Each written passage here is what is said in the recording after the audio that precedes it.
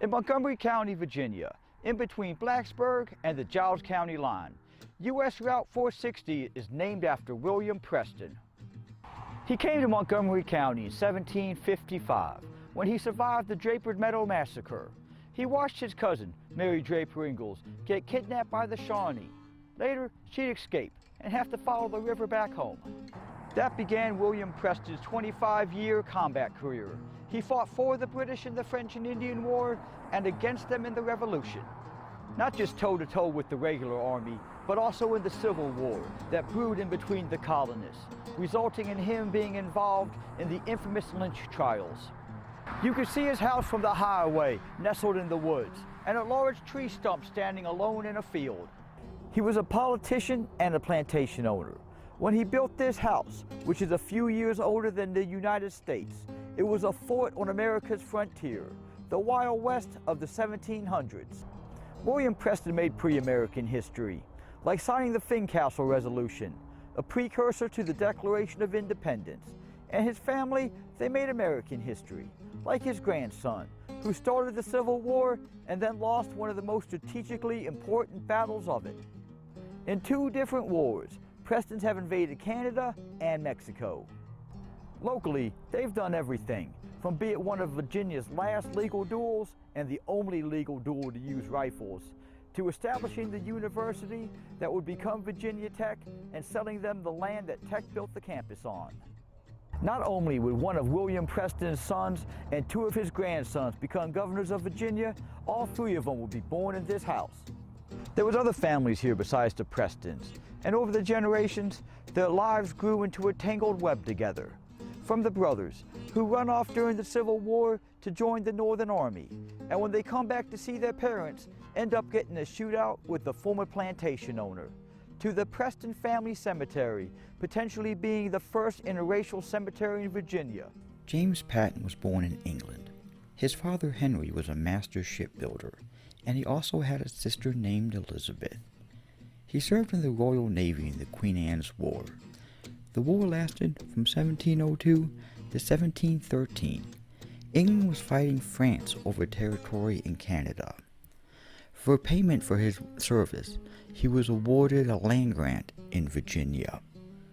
After the war, he got a passenger ship and named it the Walpole, and he began trading with the Virginia colony.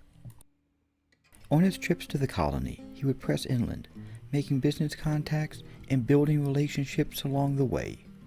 He built a house on the South Fork of the Shenandoah River and named it the Beverly Manor.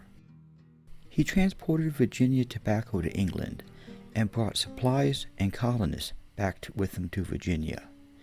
In 1729, he survived the shipwreck off the coast of Cornwall, England. In 1730, he brought a thoroughbred horse to a plantation in Hanover County.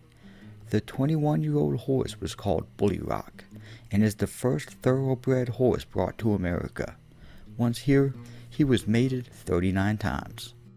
This is supposed to be a painting of James Patton with Bully Rock. James Patton would end up crossing the Atlantic a total of 25 times. John Preston was born in Ireland in 1700. His father was Lord John Preston.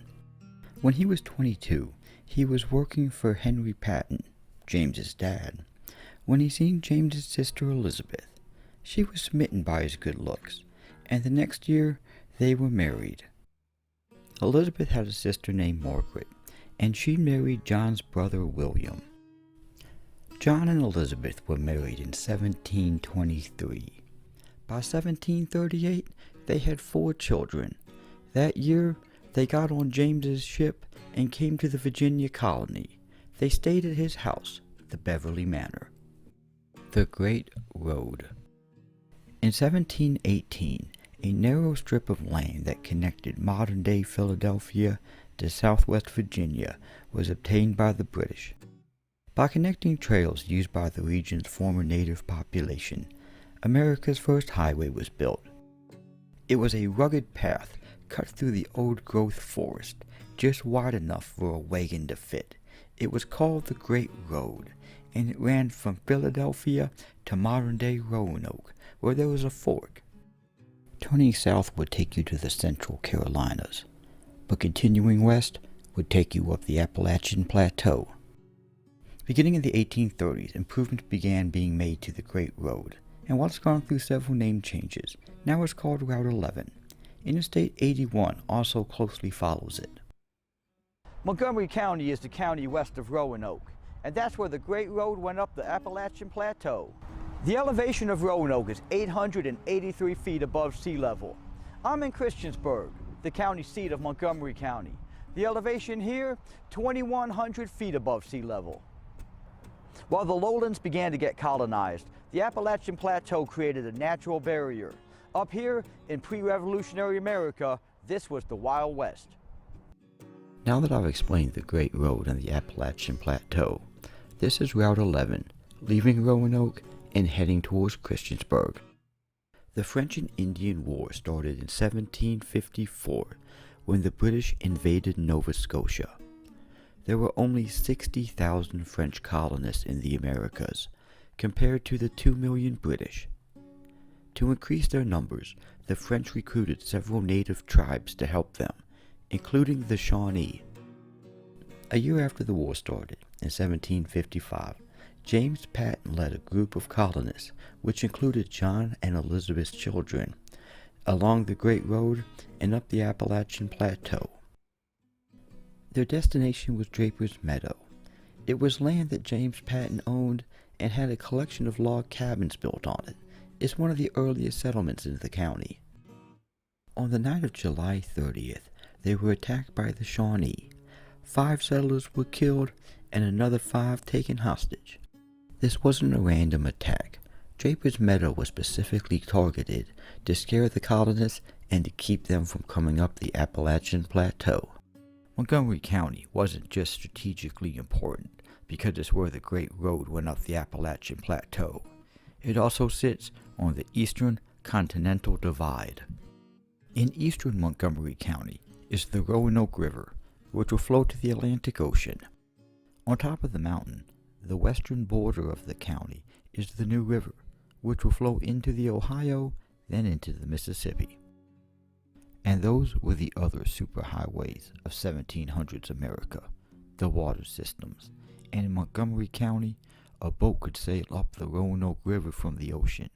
Then, whatever goods or people exit the boat, walk up the mountain to the other side of the county, where they could get into the New River, which would open up a completely different water system and lead to America's interior.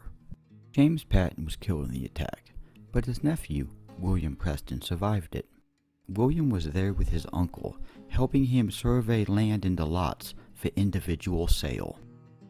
When the French and Indian War began, the British tried to raise an army by enlisting members of the local militias.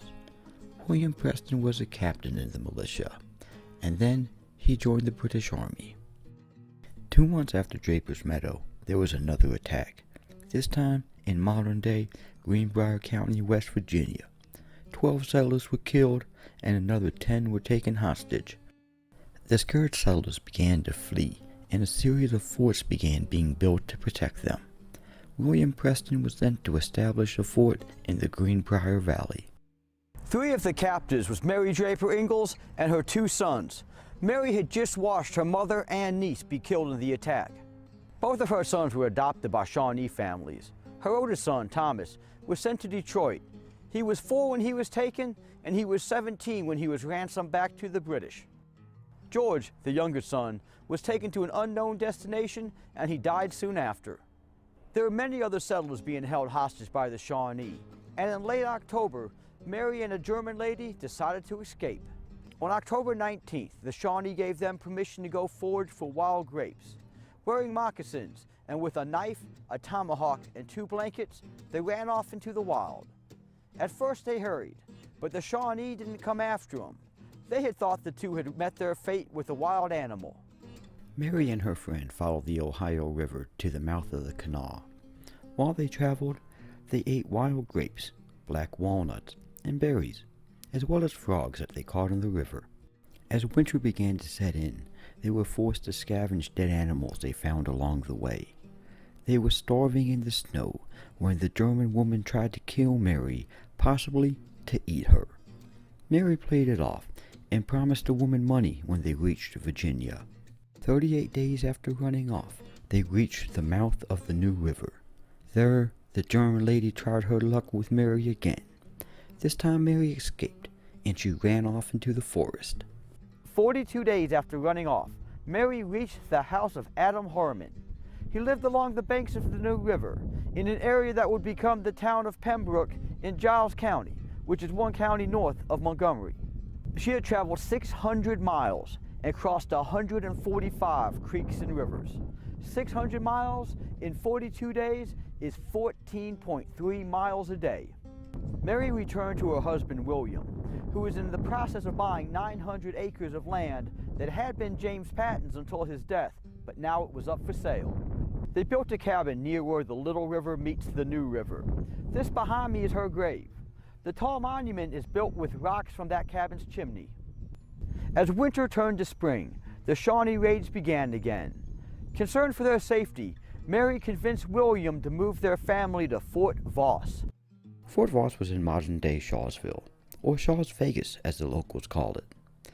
It sat on the Great Road, right at the base of the Appalachian Plateau.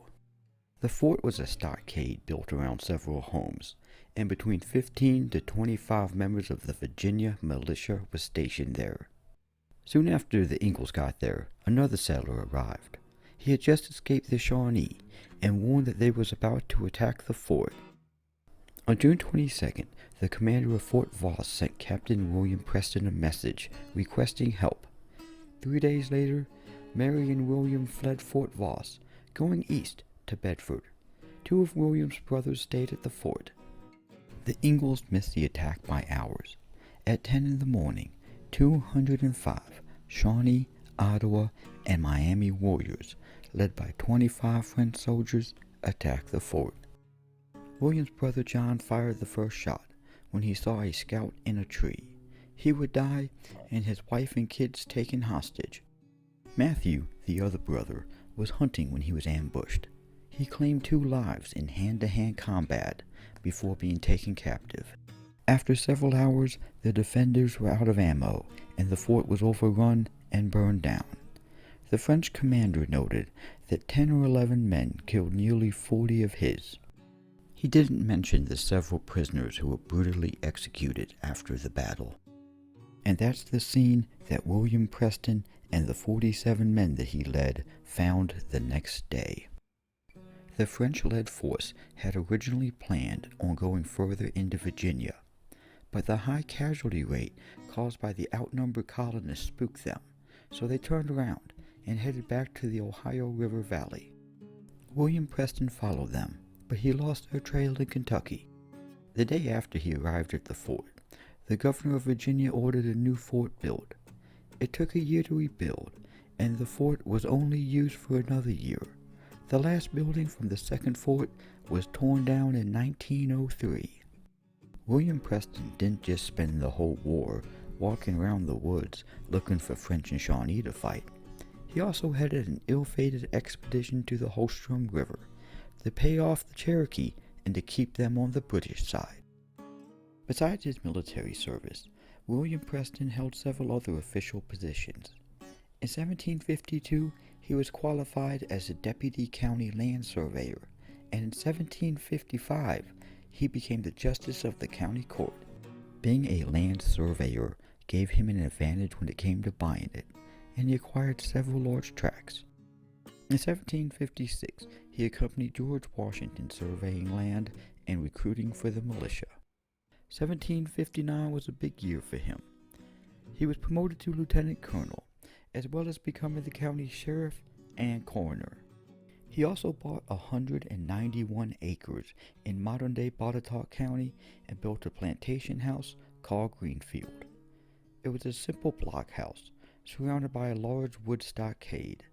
The house was completed and lived in by 1762. In 1759, the same year he bought the land, he also went to Maryland and bought 18 enslaved people who had been brought here from West Africa on a ship called the True Blue.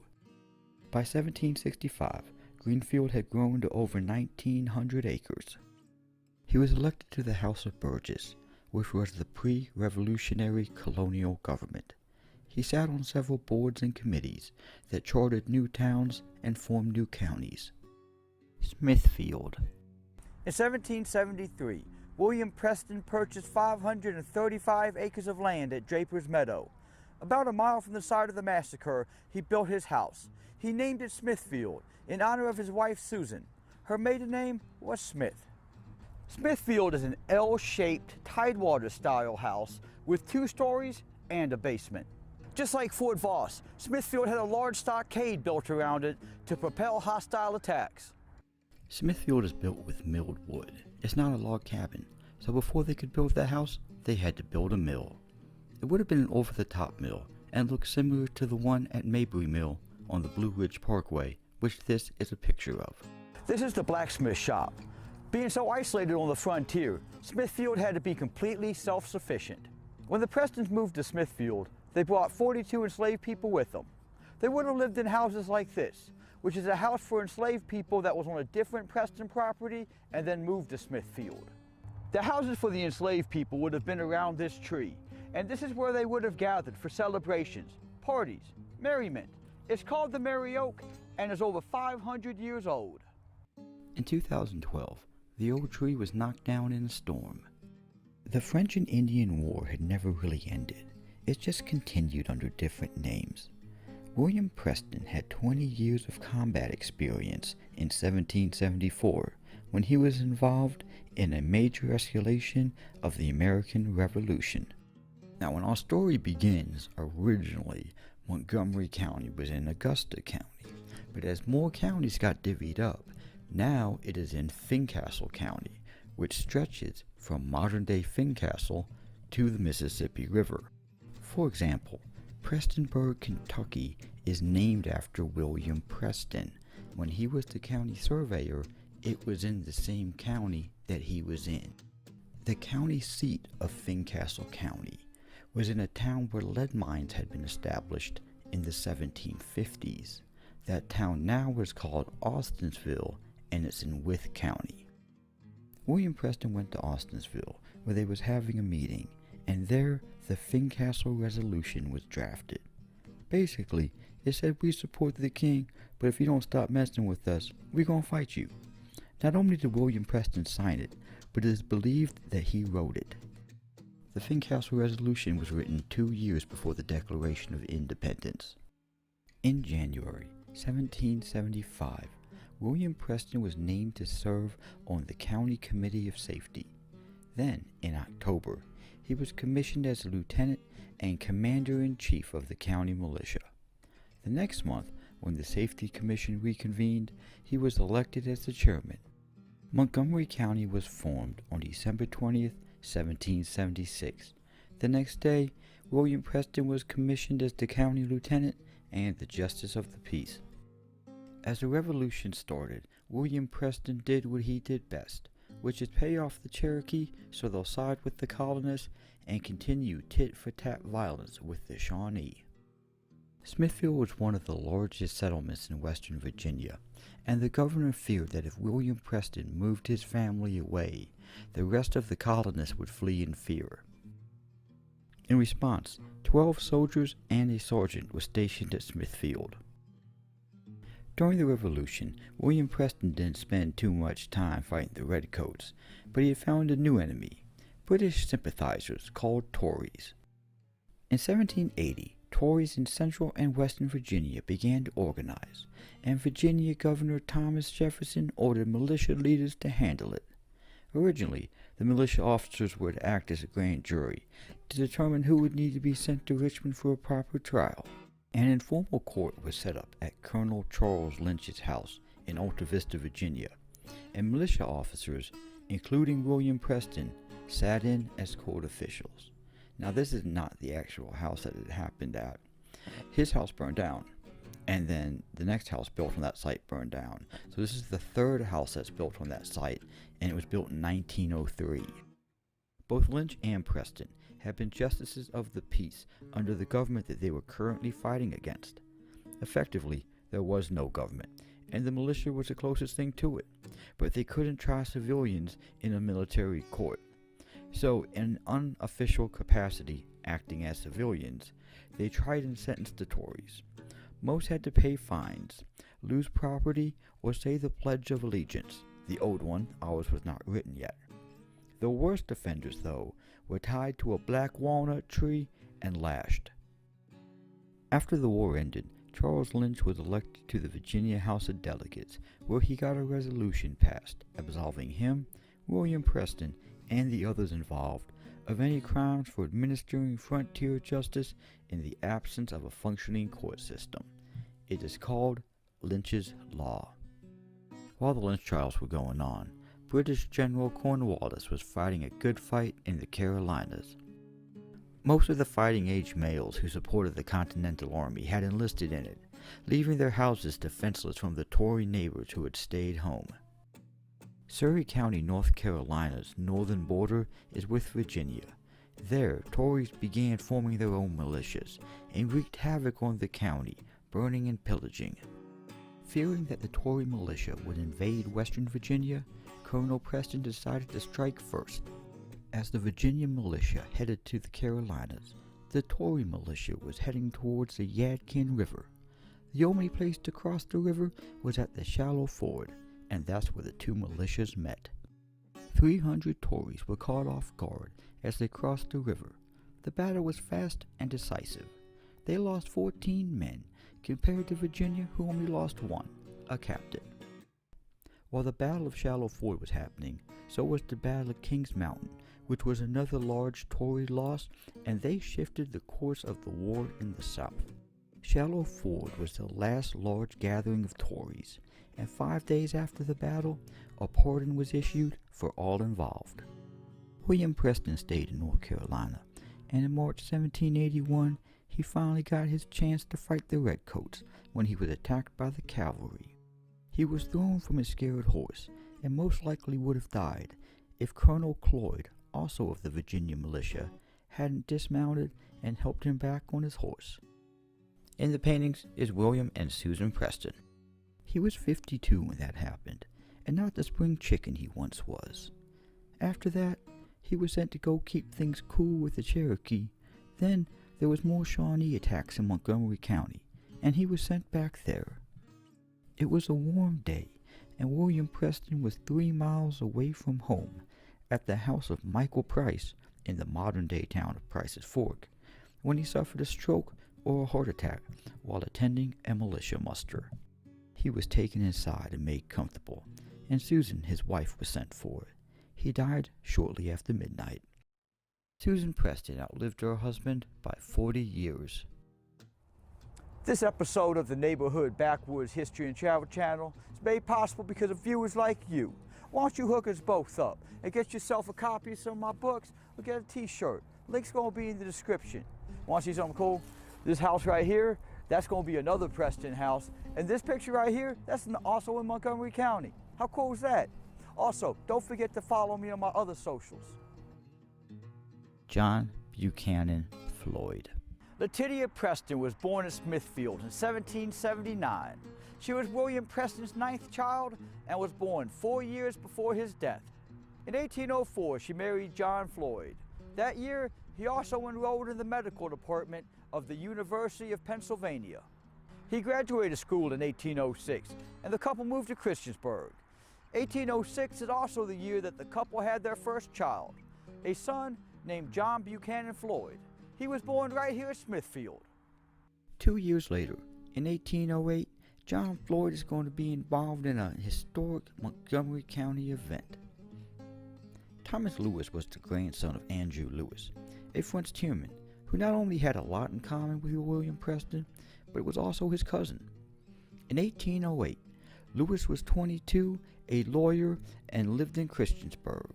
He was friends with a 45-year-old shopkeeper named John McHenry, who was also the county sheriff. John McHenry was running for the same political office as Joseph King. King was married to Lewis's sister, so Lewis had a close relationship with both of them. Now, I'm not sure how and why, but tensions between the two escalated to the point that McHenry challenged King to a duel. King, a family man, wasn't interested, but Lewis insisted on defending his honor. McHenry felt like they had pulled the bait and switch on him and tried to back out, but Lewis was having none of it. A few blocks away from Route 11 is Sunset Cemetery. Now, it wasn't there then, but it's built on the site of the duel. Dr. John Floyd was requested to attend so he could provide medical assistance. It was decided that they was going to use rifles for the duel and they were going to shoot at 30 paces. They fired at the same time. Lewis was hit in the heart, and he was probably gone before he even hit the ground. McHenry was hit in the liver, mortally wounded, and when Dr. Floyd went to check on him, McHenry told him to go check on Lewis first. Lewis was buried the next day, and McHenry asked to be moved to the window so he could watch the funeral procession. McHenry said, "There goes the best friend I have on earth." A few hours later, McHenry would be gone too. It would be the first and last legal duel in Virginia to use rifles, and 2 years later, dueling would be outlawed. To the right is John Floyd, and to the left is McDowell. Both of them were married to Preston daughters. They were both in the militia, and Floyd was the surgeon for the regiment that McDowell commanded. In 1812, the Floyd family moved to a log cabin a mile away from Smithfield. Floyd was elected to the Virginia House of Delegates in 1814, and in 1816 he was elected to the U.S. House of Representatives. In 1830, he was elected as the Governor of Virginia. Floyd County, Virginia is named after Floyd, and McDowell County, West Virginia is named after McDowell, who would also become a governor. This is John Floyd's son, John Buchanan Floyd. He studied law at the University of South Carolina and graduated in 1826. He moved to Abingdon, Virginia, and was accepted into the Bar Association in 1828. In 1830, he married his cousin, Sally Preston. Her grandfather was a Revolutionary War general, and her brother was a senator from South Carolina. They took out a large loan and bought a plantation in Arkansas. In the Panic of 1837, they lost the plantation and were left holding a huge debt. During this time, there was also a severe fever going, and John Floyd was lucky to escape with his life. They returned to Abingdon, and he continued practicing law. In 1847, he was elected to the General Assembly. In 1849, the General Assembly voted and elected him as the Governor of Virginia. He immediately called a state constitutional convention, which met from October 1850 to August 1851. One change that was made was the General Assembly would no longer choose the governor. Instead, the people would vote. Another change was that the poorer, less populated western part of the state would get more political power. The governor's term was also increased from 3 years to 4. In 1852, he left the governor's mansion and returned to the House of Delegates. In 1857, James Buchanan was elected president, and he appointed John Floyd to be in his cabinet as the Secretary of War. The Buchanan presidency was known for its corruption, and out of that corruption, John Floyd had a standout performance. In 1860, he appointed a cousin as the Quartermaster General of the Army. He passed over several more qualified candidates, so on the eve of the Civil War, he got on the wrong side of both the Northern and the Southern generals. In October 1859, John Brown led a group of mostly white men in an effort to take a military arsenal in Harper's Ferry, Virginia, now West Virginia. Their goal was to arm an uprising of enslaved people in the South. Later, a federal inquiry found that in response to the John Brown raid, John Floyd had moved 115,000 rifles from northern arsenals to southern ones.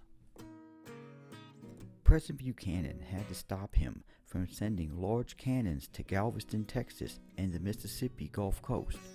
In his memoirs, Ulysses S. Grant wrote, "Floyd, the Secretary of War, scattered the arms so much of it could be captured when hostilities should commence, and distributed the cannons and small arms from northern arsenals throughout the South, so to be on hand when treason wanted them. John Floyd resigned as the Secretary of War after he refused to tell Major Anderson to abandon Fort Sumter in South Carolina. The following battle would start the Civil War. The next month, John Floyd was indicted on his major scandal. He had been caught giving padded government contracts to companies, and they in turn would buy government bonds. John Floyd would funnel the money from those bonds into his own business ventures. He was indicted for malfeasance of office, but the case was tossed out on a technicality. It was also very hard to prove he had stolen anything because he was in complete financial ruin. After the case was dismissed, he returned to Virginia and recruited a brigade of troops. After Virginia succeeded, he was promoted to general. John Floyd is what you would call a political general, meaning that his complete lack of military experience had no bearing on him getting the position, and soon that lack of experience would show. He was in charge of what is now West Virginia, but was soon transferred to Fort Donelson near Nashville, Tennessee. General Floyd would be the third commander that fort had had in a week. The fort sat on the Cumberland River, and the river was full of northern ironclad gunboats, led by his old nemesis, Ulysses S. Grant. The North attacked, and surprisingly, the attack was repulsed. The North lay siege, and a few days later, the South launched an attack. They tried to punch a hole in the northern line so they could escape, but the attack failed. 1,000 men died that day in battle, and they were still stuck in the fort.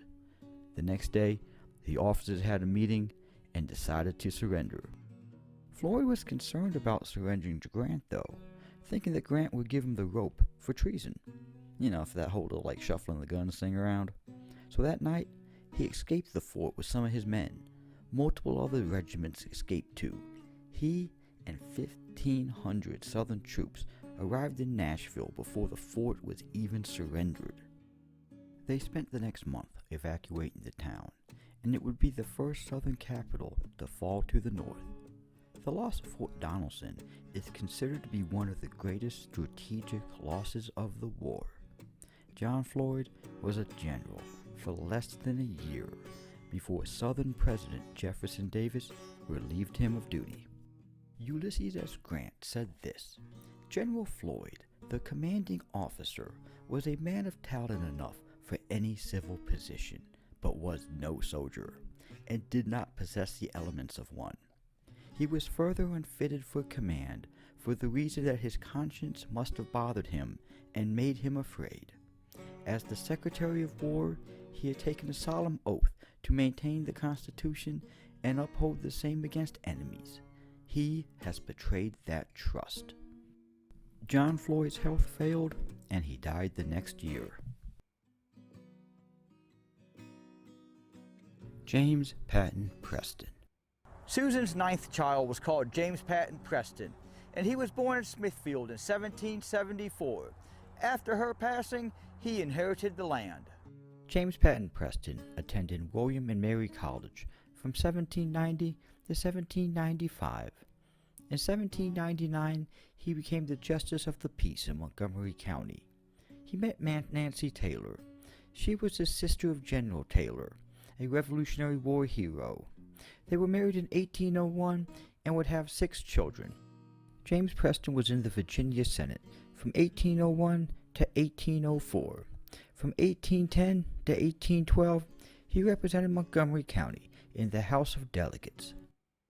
In 1812, the British had taken a break from fighting Napoleon and decided to try to reinvade America. James Preston answered the call to duty. By 1813, the Americans had beat the British back into Canada, which is where they had launched their attack and was still a British colony.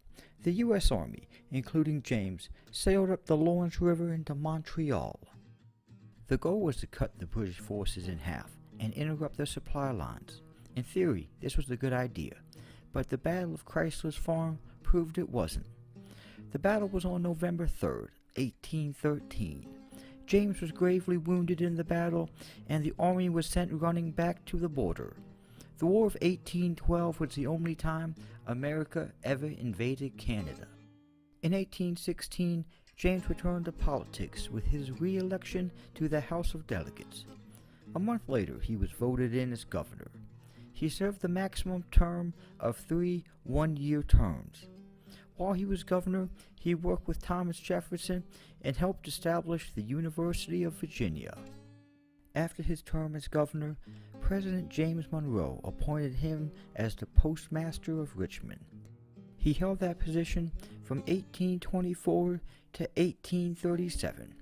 In 1837, he was made the president of a convention in Addington that would plan the route of what would become the Virginia and Tennessee Railroad.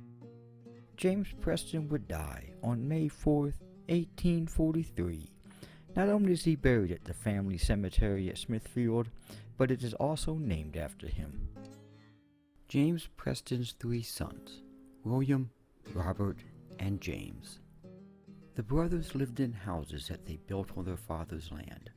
William lived at Smithfield. Robert built a house called Solitude, and James built a house called Whitethorn. They're all within a mile or so of each other. James Patton Preston had a son named William Ballard Preston, and he was born here in 1805. William Ballard Preston studied at Hampton-Sydney College. After graduating in 1824, he studied law at the University of Virginia. In 1826, he was admitted to the Bar Association. He married Lucy Red, and in 1831, he became the Commonwealth Attorney for Floyd County. He also took up politics, and in 1830, he was elected to the House of Delegates. During the 1831-1832 session, he launched a campaign to abolish slavery. After his term ended, he returned home and continued his law practice. 8 years later, in 1840, he was elected to the state senate. He served 4 years before running for the House of Delegates. In 1846, he was elected to the U.S. House of Representatives. In the 1850s, William Ballard Preston was settling modern-day Louisville, Kentucky, when he went to Norfolk, Virginia, and bought an enslaved man named James Barber. But he had a wife and kids, and he didn't feel like going to Kentucky, so he ran off and headed back to Norfolk. But he got caught and returned to William Preston. Then he tried to sell Barber to a West Virginia plantation owner, but Barber sabotaged the deal by saying that he was over 50 years old and lame from an axe wound. With no other options, William Preston brought him to Kentucky. There, Barber escaped for the last time. Barber drowned as he tried to swim across the Ohio River to freedom. In 1848, Mexico was in turmoil. They were plagued with power struggles and civil wars. When America decided we wanted California, Mexico remembered the Alamo. They realized they had enough problems and didn't need another, so they signed it over to America. The next year, in 1849, gold was discovered in California and the gold rush was on. Before the Transcontinental Railroad and the Panama Canal, all the gold had been moved by ship around South America and back up to the East Coast. Lots of money was on those ships, so they needed a lot of protection. That same year, William was made the Secretary of the Navy by President Zach Taylor. America had never had a West Coast before, so he was literally in uncharted waters. He also oversaw the opening of new trade routes from California to East Asia. During this time, the Navy was also in the transition of switching from sails and wind power to using steam engines. The next year, in 1850, the president died, and the new president appointed someone else to the position, so William returned to Smithfield and continued practicing law. He earned a reputation as an excellent negotiator, and in 1858 he was sent to France to negotiate a fleet of steamliners sailing between France and Virginia. Everything was going good until the Civil War started. He was a delegate in the Virginia Secession Convention in 1861. William and two other politicians were part of a special delegation that was sent to try and negotiate a compromise with President Lincoln. William Preston was against secession, but after the first shots were fired at Fort Sumter, he knew there would be no chance at peace.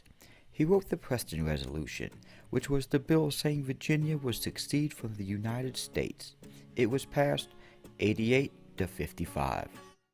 The next month was the first Wheeling Convention, which began the process of West Virginia seceding from Virginia. William Ballard Preston was elected to the Southern Congress and served until his death a year later. James Francis Preston. He was born at Smithfield in 1813, and he studied law at Washington and Lee University. After graduating, he went to West Point Military Academy. He returned to Montgomery County in the 1830s and began practicing law. In 1846, he was commissioned as a captain of the 1st Regiment of the Virginia Volunteers, which he personally funded. They served in Mexico for the next 2 years. Besides the military, James also followed the family tradition of politics. In 1852, he was selected to represent Montgomery County in the Virginia House of Representatives. He didn't seek re-election, and in 1855 he married Sarah Caperton. They began designing and building their new house. They called it Whitethorn. Besides the land, he also acquired the rest of his father's estate, which included 19 enslaved people.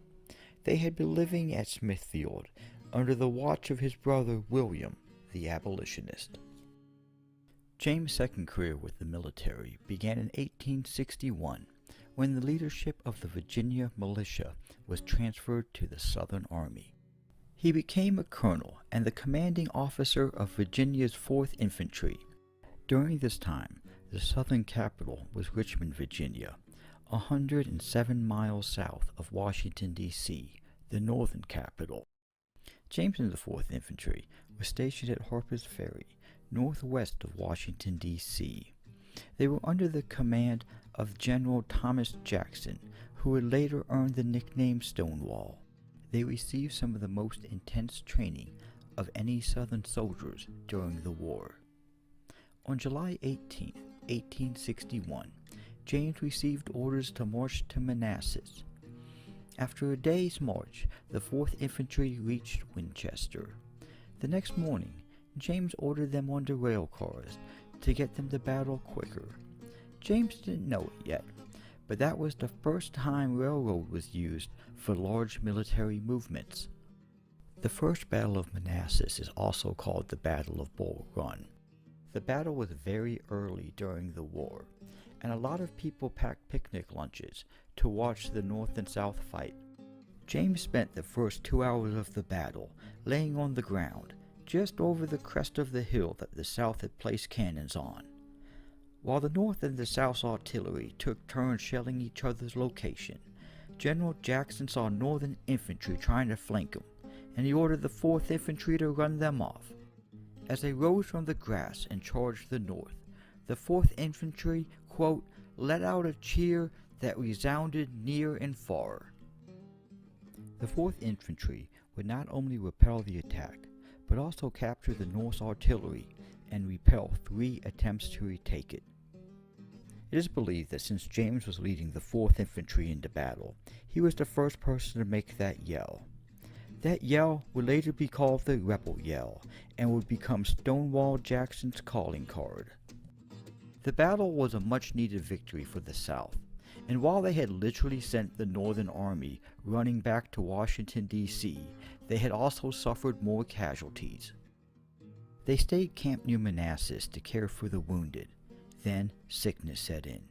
James noted that 30% of one company under his command had fallen ill. James caught rheumatism and returned home. 6 months after the Battle of Bull Run, at age 49, he died. Robert Preston. There was a log cabin on the Preston property that was built in 1801. is the same cabin that Governor John Floyd and his wife Priscilla stayed in. In the 1850s, it was renovated and expanded into this house by Robert Preston, who also lived there. Robert Preston was born at Smithfield in 1809. Between 1825 and 1828, he attended Hampton and Sydney College.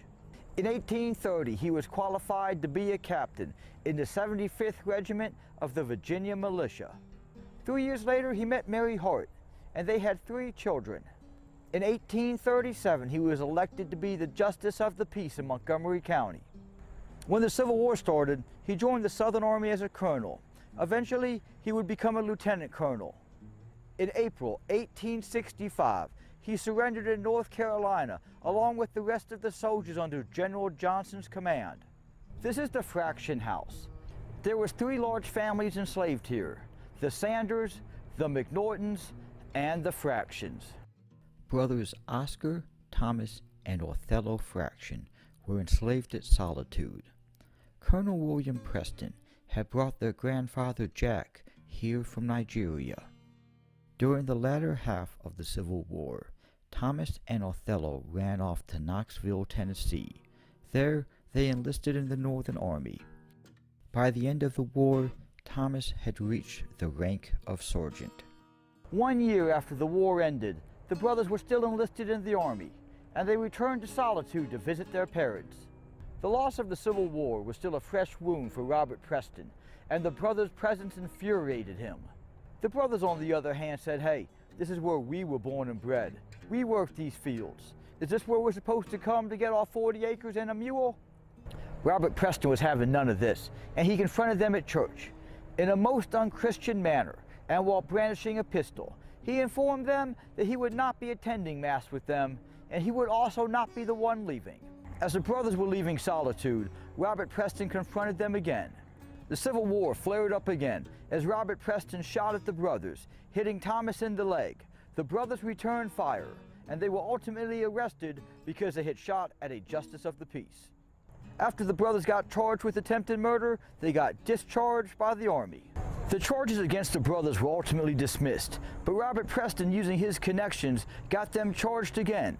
Those charges also got dismissed. If all that wasn't enough, Robert Preston began demanding that Thomas return and work for him, an offer that Thomas would refuse. He settled in Salem, a town in the next county, and began working for the railroad. Thomas earned a good living, but after his death, his wife moved to Baltimore to stay with their daughter. Virginia Tech. In 1774, Samuel Black purchased 600 acres of land just east of Smithfield. When he died in 1792, his land was divided between his 2 sons, John and William. This is William Black's grandson's house. It's the Alexander Black House, and it was built in 1897. In 1797, William Black laid out a grid of streets comprising of 16 blocks on 38 acres of land. The next year, he petitioned the state legislature to establish it as a town. They agreed, and he signed over the deed to the town trustees, which he was one of. Then, they named the town Blacksburg to honor him. This is one of the original 1797 streets. In 1830, the Methodists built a brick building, which was the first church in town. 20 years later, in 1851, they established an academy for boys. It was named the Preston Olin Institute. Being wealthy local businessmen, lawyers, and politicians, all 3 of James Preston's sons were involved with the school's establishment. The Preston in the name, though, is specifically for William Ballard Preston. Both William and James Preston died in 1872, and 10 years later, the school ran into financial problems. In 1872, using federal funds to start a land-grant college, Olin and Preston was bought by the state. After the school was reorganized, it was renamed Virginia Agriculture and Mechanical College. It is now called Virginia Tech. Robert Preston also sold them 250 acres of his land, including Solitude, under the condition that he and his wife could live out their days there. It's now the oldest building on campus. It's been a hospital, housing for faculty, but now it's a museum. In 1915, the original Preston Olin building burnt down. It was on the site of the modern-day Moss Arts Center. William McNorton. Not everyone enslaved by the Prestons had the same experience of James Barber. William Ballard Preston inherited Orville, and James inherited Esther. But before Whitethorn was built, they both lived together at Smithfield. When Whitethorn was built and Esther was to go to James, she didn't actually have to change her living conditions, and she could stay living at Smithfield. A year after James and William died, in 1863, Orville and Esther got married. They named their second child William, after William Ballard Preston. An enslaved person naming their child after the person who enslaved them truly shows the complicated relationship they had. In the family cemetery is this grave for a fraction, who was a, quote, free woman of color. It says on the stone, BC 1829. The Pocahontas Cemetery in Tazewell County is credited with being the first interracial cemetery in Virginia, and that started when a mine explosion killed a bunch of miners in 1880s. The mine company would only grant one plot of land to be the cemetery, and everyone was buried there regardless of race. So if she was buried here in 1829, the Preston family cemetery is going to beat that by about 50 years. In 1866, Willie McNorton was born in a house at Smithfield that probably looked a lot like this one. According to the 1870 census, his dad Orville worked for the railroad and his mom Esther was a servant. The couple saved up their money, and in 1871 they bought 9 acres of land, and by 1880 they were farming it. Willie was the second of 12 kids, and that's what he grew up doing. In 1887, Willie moved 2,300 miles away to Montana. He was first mentioned in the local paper in 1894 when they published a notice about a road being built to his ranch. The next year, that same newspaper called him one of the best ranchers in the county. In the year 1900, he received a grant to homestead 166 acres. He raised livestock, grew hay, and leased land to timber companies. In 1904, he sued and won against a timber company that shortchanged him. He also found copper and lead deposits, and he sold his rights for 300,000 shares in the Mammoth, Montana Mining Company. He also held several patents. In 1917, he patented a rail clamp, and in 1918, he patented an improvement. All this made him one of the wealthiest men in the county. It's all good until it's all bad, and his business savvy didn't extend to the choices that he made in his personal life. His first wife was a widow from Virginia that he had a pen pal relationship with after seeing her ad in the Lonely Hearts section of a newspaper. Her name was Ella Skinner, and everything he told her about being a wealthy rancher was true. But it was 1900, and he neglected to tell the white lady from Virginia that he was black.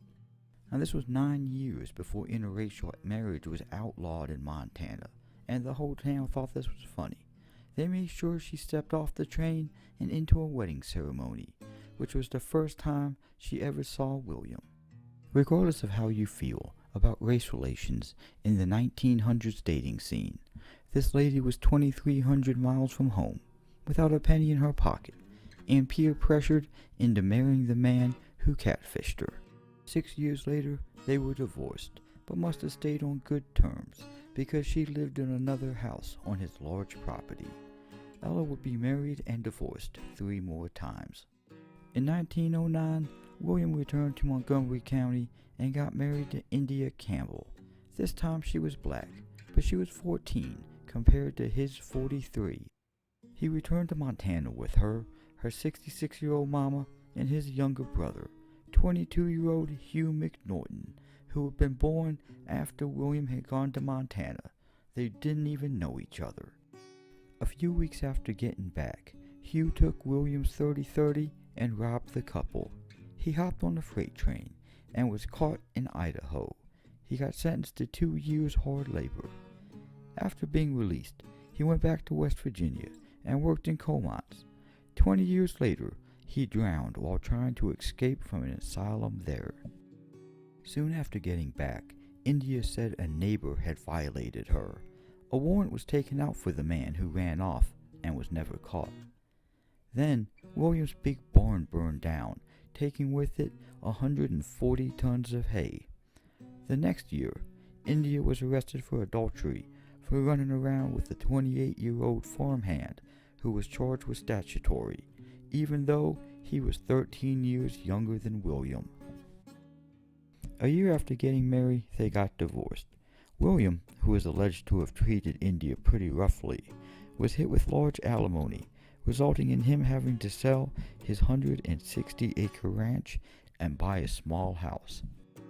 Then, the 300 shares of the mining company tanked, because the owner was convicted of misrepresenting the value of mine claims to bilk money out of investors. William's house was foreclosed on, and another mining company gave him permission to build a cabin on their land. He redirected water draining from an old mine shaft and built terraces on the mountain. Soon he was farming again. The land was in a little pocket that seemed to be spared from the harsh Montana winters, and William began growing apples and grapes, which normally couldn't be grown there. During this time, Williams had a religious awakening and began calling his farm the Hill of the Lord. That is until he took a vow of silence, which he kept for 7 years. In May 1938, a judge declared that he could no longer care for himself and he was put in an asylum. He only lasted a few months before he met his maker. Modern day. In 1959, Jamie Preston Lamb, the great-great-granddaughter of William Preston, donated her land and the Smithfield house to the Antique Society on the condition that the house be maintained and open to the public. In 1964, it was first opened for tours. Thomas Fraction's great-great-great-granddaughter was first published by a local newspaper when she was 12. She continued writing for the newspaper until she turned 18. Then she began her career in education. Now she is called Dr. Mosley Hobbs, and she spent 2 years researching her family history. She wrote a book about it called More Than a Fraction. She sits on the board of the Smithfield Preston Foundation. She also got the U.S. Army to change Thomas Fraction's dishonorable discharge to honorable. Now, 37,000 students a year attend Virginia Tech, making it the state's second largest university. Alright y'all, that's my video. Hope you liked it. If you did like it, you need to hit the like button. It's like 50-some minutes long. If you see me say this, why have you not subscribed yet? Because you clearly do like me. Anyway, I'll talk to y'all next time. Laters.